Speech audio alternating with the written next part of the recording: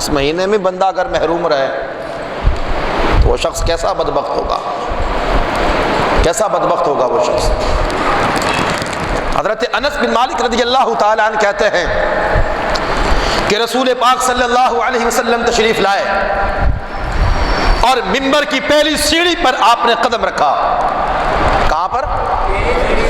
ممبر کی جو ممبر ہے اس کی پہلی سیڑھی یہاں پر قدم رکھا آپ نے، تو فرمایا آمین۔ کیا کہا؟ آمین، بلند آواز سے۔ دعا ہوتی ہے نا جب کہتے ہیں، آج کل لوگ وہ بھی نہیں کہتے دعا میں آمین، چپ رہتے ہیں، اتنے سست ہو گئے لوگ کہ آمین بھی نہیں کہتے۔ آمین کا مطلب کیا ہوتا ہے کہ جو دعا یہاں کی گئی ہے، امام صاحب نے جو دعا کی ہے، جب آپ آمین کہیں گے مطلب یہ ہوگا کہ یا اللہ جو کچھ ان کی دعا ہے وہی میری دعا ہے، مطلب یہ ہوتا ہے۔ لیکن اس پر بھی ہم لوگ آمین نہیں کہتے، کہنی چاہیے کیا؟ آمین۔ دعا میں اور نماز میں آہستہ کہنی چاہیے ولضالین کے بعد، کیونکہ سورہ فاتحہ میں بھی دعا ہے، سورہ فاتحہ میں بھی اہدنا الصراط المستقیم صراط الذین انعمت علیہم غیر المغضوب علیہم ولضالین دعا ہے اس کے اندر، لہذا آمین آہستہ آواز میں، بلند آواز سے آہستہ بولتے ہیں آپ لوگ، بلند آواز سے۔ تو حضور پاک آئے، ممبر کی پہلی سیڑھی پر آپ نے قدم رکھا، کہا آمین، پھر دوسری پر قدم رکھا، پھر فرمایا آمین، پھر تیسری پر قدم رکھا، پھر کہا آمین۔ 3 مرتبہ رسول پاک نے آمین کہا۔ یہ اس حدیث کے اندر وعید ہے، اس حدیث کے اندر کیا ہے؟ وعید۔ نوید کہتے ہیں بشارت کو، خوشخبری کو، نوید جو نام بھی ہوتا ہے ہمارے ہاں نوید، اور وعید کہتے ہیں ڈر کو۔ کسے؟ ڈر یا بری خبر، ایسی بات۔ نوید میں خوشخبری ہوتی ہے اور وعید میں ڈر ہوتا ہے، ڈرایا جاتا ہے۔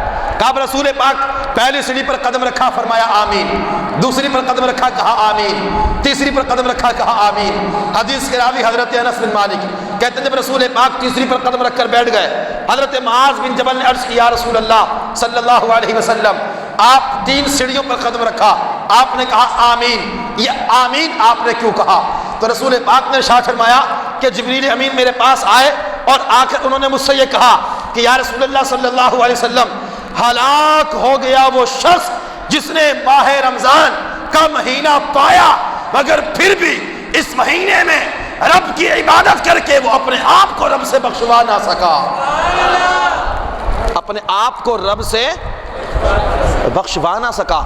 یا رسول اللہ وہ ہلاک ہو گیا، تو حضور فرماتے ہیں میں نے کہا آمین، ایسا ہی ہو۔ یعنی اتنا عظیم مہینہ ہے رمضان کا، اس مہینے میں نیکیاں اتنی آسانی سے ملتی ہیں، اللہ کی رحمت عروج پر ہے، برکتیں عروج پر ہیں، رحمتوں کا نزول ہو رہا ہے، مغفرت بانٹ رہا ہے، اللہ تعالیٰ دوزخ سے لوگوں کو آزاد فرما رہا ہے، نفل کا ثواب فرض کے برابر دے رہا ہے، فرض کا ثواب 70 فرضوں کے برابر اللہ تبارک و تعالیٰ دے رہا ہے، روزوں کا ثواب الگ دیا جا رہا ہے، تراویح کا ثواب الگ دیا جا رہا ہے، ہر شے کا ثواب مل رہا ہے، صدقہ اور خیرات کا ثواب مل رہا ہے، ہر چیز کا ثواب مل رہا ہے، مگر اس کے باوجود بندہ اس مہینے میں اپنی ذات، اپنے آپ سے اپنے رب کو اگر بندہ راضی نہ کر سکا، اس مہینے میں بھی وہ یا رسول اللہ ہلاک ہو جائے، تو رسول پاک نے فرمایا کہ آمین، ایسے بندے کا ہلاک ہونا ہی بہتر ہے۔ عرض کی یا رسول اللہ دوسری مرتبہ، کہا میں نے حضرت جبریل نے کہا یا رسول اللہ صلی اللہ علیہ وسلم جو شخص اپنے والدین کو بڑھاپے کی حالت میں پائے، یعنی بندے کے جو والدین ہیں وہ بوڑھے ہو جائیں اور وہ بندہ بوڑھے والدین کی خدمت کر کے اپنے آپ کو جنتی نہ بنا سکے، وہ بھی ہلاک ہو جائے، تو رسول پاک فرماتے ہیں میں نے کہا آمین۔ تیسری مرتبہ حضرت جبریل نے کہا یا رسول اللہ جس کے پاس آپ کا نام نامی اس میں گرامی لیا جائے، وہ آپ کا نام سن کر بھی آپ پر درود پاک نہ پڑھے، وہ بھی ہلاک ہو جائے، تو رسول پاک فرماتے ہیں کہ میں نے کہا آمین۔ یہ کتنی سخت وعیدیں ہیں، یہ عمل چھوٹے نہیں ہیں، یہ عمل چھوٹے، ان عملوں کے لیے وقت کم چاہیے لیکن ان کا اجر و ثواب بہت بڑا ہے، ان کا اجر و ثواب۔ رمضان کا مہینہ تو ایک ہے، بقیہ مہینہ 11 ہے، 12 مہینوں میں سے ایک مہینہ اللہ نے رمضان کا دیا، لیکن اس میں رحمتوں کا، برکتوں کا، نیکیوں کا، اجر و ثواب کا حساب اللہ نے اتنا بڑھا دیا ہے، اتنا بڑھا دیا ہے، کہا کہ وہ شخص تو ہلاک ہو جائے جو ایسے مہینے میں بھی اپنے آپ کو جنت کا حقدار نہیں بنا سکتا۔ اور بوڑھے والدین کی خدمت پر اللہ نے اتنا اجر رکھا ہے، اتنا اجر رکھا ہے اللہ تبارک و تعالیٰ نے، کہ بوڑھے والدین جس کے پاس ہوں ان کے لیے تو جنت حاصل کرنا کوئی مشکل کام نہیں ہے۔ جن کے والدین بوڑھے ہوں اس کی اولاد کے لیے جنت حاصل کرنا کوئی مشکل کام، آہستہ بولتے ہیں آپ بلند آواز سے، ان کے لیے جنت حاصل کرنا کوئی مشکل کام، بس بوڑھے والدین کی خدمت کرتے جائیں، رب سے اجر و ثواب حاصل کرتے جائیں، اللہ تمہیں جنت کا حقدار بنا دے گا۔